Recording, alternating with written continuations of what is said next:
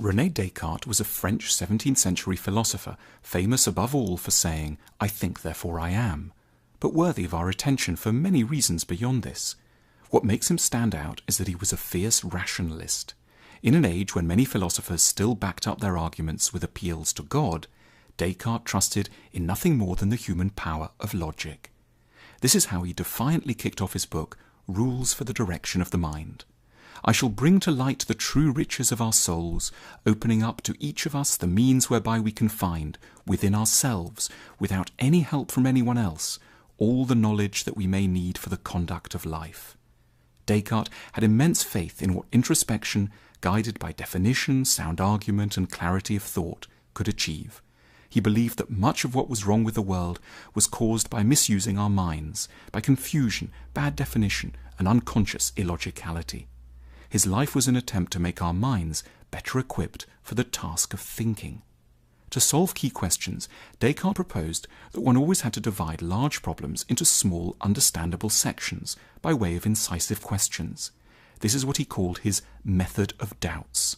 We get muddled by certain questions like, what's the meaning of life, or what is love, because we're not careful enough about how we break these big inquiries down. He described the method of doubts as akin to having a large barrel of apples, where good ones are mixed with bad ones. To be a philosopher means a commitment to sorting out the entire barrel, to inspecting each apple individually and throwing away all the bad ones to ensure only those of the best quality are left.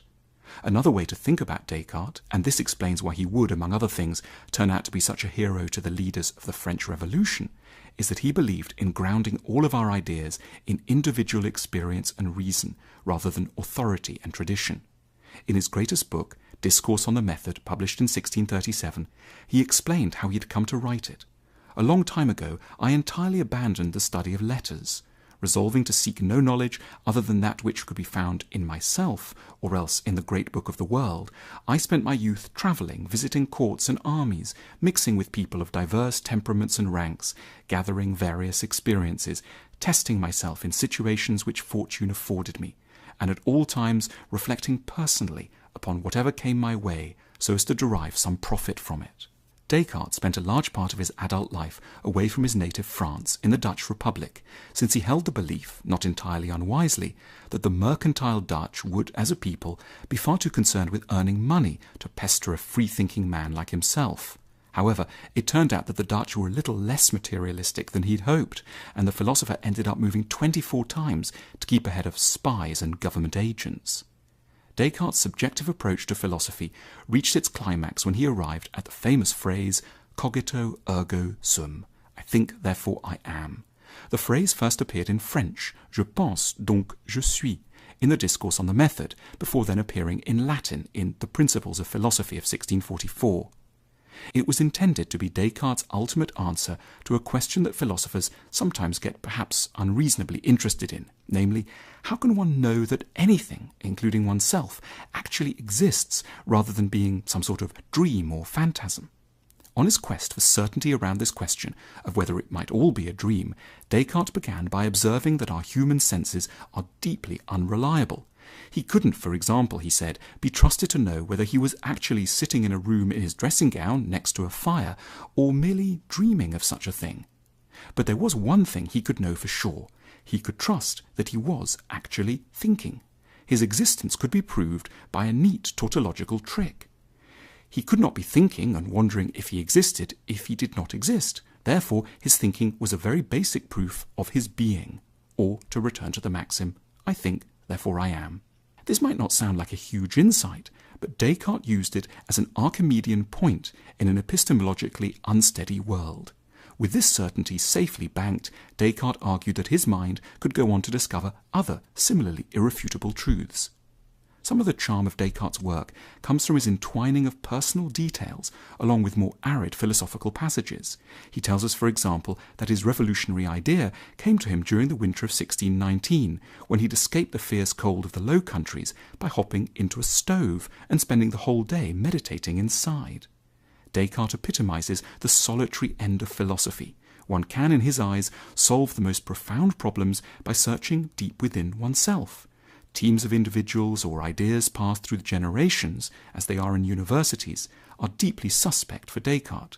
Philosophers don't need gangs of scientists using expensive equipment, unheard of terminology, and huge data sets. They just need a quiet room and a rational mind.